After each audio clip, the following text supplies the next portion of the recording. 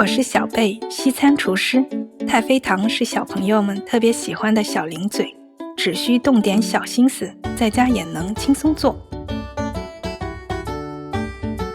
太妃糖里加坚果会更香，今天我用花生。去皮的生花生放入预热至160度的烤箱，烤至金黄备用。接着熬糖浆、红糖、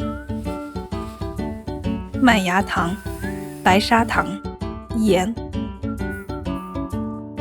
淡奶油放入锅中，开小火加热，不停搅拌至糖完全融化。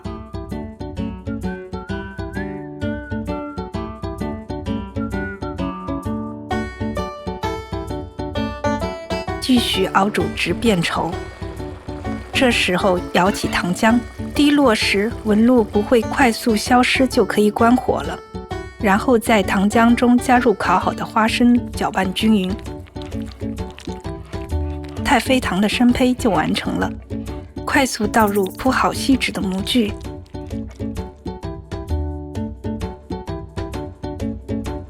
刮平压实后稍稍放凉。涂膜后用抹过油的刀将糖块切成方块状，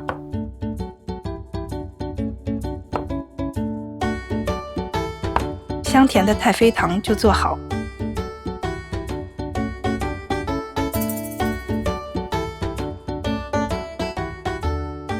我们熬糖浆的时候，我们是把那个麦芽糖倒在那个白糖上面，然后再倒入锅中一起熬。